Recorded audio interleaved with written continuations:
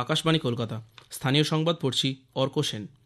বিকাশ ভবন ঘেরাও অভিযানে পুলিশি নির্যাতনের প্রতিবাদে আজ ধিক্কার দিবস পালনের ডাক দিয়েছেন চাকরি হারানো শিক্ষক শিক্ষিকারা।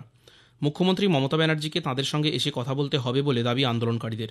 তাঁদের অভিযোগ, পুলিশের বেধড়ক লাঠিচার্জে বহু শিক্ষক শিক্ষিকা ও শিক্ষাকর্মী রক্তাক্ত হয়েছেন। কারো মাথা ফেটেছে, কারো হাত পা ভেঙেছে। একজন শিক্ষক হৃদরোগে আক্রান্ত হয়েছেন বলেও তাঁদের অভিযোগ। শতাধিক শিক্ষক ও শিক্ষাকর্মী আহত হয়ে বিধাননগর স্টেট জেনারেল হাসপাতাল, আর.জি. কর হাসপাতাল, ইএসআই হাসপাতালে ভর্তি হয়েছেন। পুলিশি নির্যাতনের প্রতিবাদে আজ বিকাশ ভবনের সামনে ধিক্কার দিবস পালন করা হবে বলে জানিয়েছে যোগ্য শিক্ষক শিক্ষিকা অধিকার মঞ্চ। এছাড়াও কালো ব্যাজ পরে রাস্তায় প্রতিবাদে নামার ডাক দিয়েছেন তাঁরা। এই কর্মসূচিতে সকলকে সামিল হওয়ার আহ্বান জানিয়েছেন আন্দোলনকারীরা। আমরা গোটা পশ্চিমবঙ্গবাসীকে, সাধারণ নাগরিককে, নাগরিক সমাজকে, বুদ্ধিজীবী মানুষকে আমরা আহ্বান জানাচ্ছি তারা যেন আমাদের সমর্থনে কাল গোটা পশ্চিমবাংলায় রাস্তায় নামেন এবং ধিক্কার দিবস পালন করেন। পাশাপাশি আমরা প্রত্যেকটা শিক্ষা প্রতিষ্ঠান বন্ধ রাখার আহ্বান জানাচ্ছি এবং কালকে এখানে আমরা সাধারণ মানুষকে, নাগরিক সমাজকে আমরা 3টের সময় আহ্বান জানাচ্ছি। বিধাননগর পুলিশ কমিশনারেটের ডেপুটি কমিশনার অনিশ সরকারের নেতৃত্বে পুলিশ লাঠি চালায় বলে অভিযোগ আন্দোলনকারীদের। সাংবাদিকদের প্রশ্নের জবাবে তিনি বলেন, বিকাশ ভবনে বিভিন্ন সরকারি দফতরের বহু কর্মী আধিকারিক আটকে পড়েছিলেন। তাঁদের বার করার জন্য আন্দোলনকারীদের অনুরোধ করা হলেও তাঁরা শোনেননি। পুলিশকে ধাক্কা মারা হয়, ইট ছোড়া হয় বলে তিনি দাবি করেন। আমরা ওনাদের অনেক অনুরোধ করেছিলাম যাতে ওরকমভাবে না আসতে, শান্তিপূর্ণভাবে যা করার করতে। তারপরে সামনের যে গেট আছে সেটাকে ওনারা ধাক্কাধাক্কি অনেক দিয়েছে। এরপরে বিকেল 6টা নাগাদ এই যে বিকাশ ভবনে বহু দফতর আছে, বহু এখানে সিনিয়র অফিসার্সরা আছে, বহু এরকম সরকারি কর্মী আছে যাদের মধ্যে অনেকের শারীরিক সমস্যা আছে বা অন্য নানা রকমের গভর্নমেন্ট সার্ভেন্টস এখানে আছে। তারা যখন বেরোনোর সময় এসছে তখন ওনারা কিন্তু তাদেরকে বেরোতে দিচ্ছিলেন না। তারা যাতে বেরিয়ে যায় তার জন্য পথ বানানোর চেষ্টা করি, তখন নানা রকমভাবে ধাক্কাধুক্কি করা হয়। আমরা সেটাকে সরানোর জন্যে, লোকেদের নিয়ে যাওয়ার জন্য আমাদের সাথে ওনারা ধাক্কাধাক্কি করেন। তারপরে এছাড়া অনেকে এরকম আছে যারা ইট পাটকেল ছোড়েন। বিভিন্ন শিক্ষক ও শিক্ষাকর্মী সংগঠন চাকরিহারা শিক্ষকদের উপর পুলিশি লাঠিচালনার তীব্র নিন্দা করেছে। শিক্ষক সংগঠন মাধ্যমিক শিক্ষক ও শিক্ষাকর্মী সমিতি STE এর সাধারণ সম্পাদক নীলকান্ত ঘোষ এই ঘটনার তীব্র প্রতিবাদ জানিয়ে যোগ্যদের চাকরি ফিরিয়ে দেওয়ার দাবি জানান। শিক্ষক সংগঠন শিক্ষানুরাগী ঐক্যমঞ্চ ধিক্কার জানানোর পাশাপাশি এই পরিস্থিতির জন্য রাজ্য সরকার এবং শিক্ষা দফতরকে দায়ী করেছে।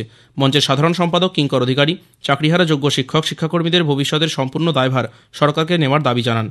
চাকরিহারা শিক্ষকদের বিকাশ ভবন অভিযান বানচাল করতে শিক্ষকদের উপর সুপরিকল্পিতভাবে যেভাবে হামলা আক্রমণ হয়েছে তার তীব্র নিন্দা করেছে progressive teachers association of Bengal PTAB।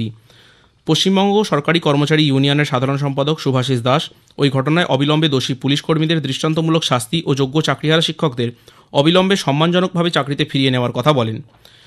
রাজ্য সরকারি কর্মচারীদের মহার্ঘ ভাতা সংক্রান্ত মামলার শুনানি আজ সুপ্রিম কোর্টে হতে পারে। কয়েকদিন আগেই বেঞ্চ পরিবর্তন হয়েছিল এই মামলার। আগে মামলাটির শুনানি চলছিল বিচারপতি বিক্রম নাথ, বিচারপতি সঞ্জয় কারোল ও বিচারপতি সন্দীপ মেহতার বেঞ্চে। সেই বেঞ্চ থেকে মামলাটি সরিয়ে বিচারপতি সঞ্জয় কারোল এবং বিচারপতি মনোজ মিশ্রের বেঞ্চে মামলাটি নিয়ে যাওয়া হয়। গত বুধবার শুনানির জন্য মামলাটি তালিকাভুক্ত করা হলেও শুনানি হয়নি। 2021 সালে রাজ্যে বিধানসভা নির্বাচনে ব্যাপক হিংসার ঘটনায় আক্রান্তদের ক্ষতিপূরণের বিষয়ে দ্রুত সিদ্ধান্ত নেওয়ার জন্য রাজ্যকে মৌখিক নির্দেশ দিয়েছে কলকাতা হাইকোর্ট। ভোট পরবর্তী হিংসা নিয়ে কলকাতা হাইকোর্টে একাধিক মামলা দায়ের হয়। তৎকালীন প্রধান বিচারপতি রাজেশ বিন্দালের বেঞ্চ CBI তদন্তের নির্দেশ দেওয়ার পাশাপাশি রাজ্যকে হিংসায় আক্রান্তদের পাননি বলে আদালতে অভিযোগ করেন আইনজীবী প্রিয়াঙ্কা টিব্রেওয়াল। আইনজীবীদের বক্তব্য শোনার পর বিচারপতি সৌমেন সেন ও বিচারপতি স্মিতা দাসদের ডিভিশন বেঞ্চ রাজ্যের অর্থসচিব এবং আইনি সহায়তা কেন্দ্রের সচিবকে দ্বিপাক্ষিক আলোচনার মাধ্যমে সমাধান সূত্র খোঁজার জন্য মৌখিক নির্দেশ দিয়েছেন। 31 জুলাই এই মামলার ফের পরবর্তী শুনানি। অপারেশন সিঁদুরের সাফল্য উদযাপনে বিজেপি আজ তিরঙ্গা যাত্রা করবে।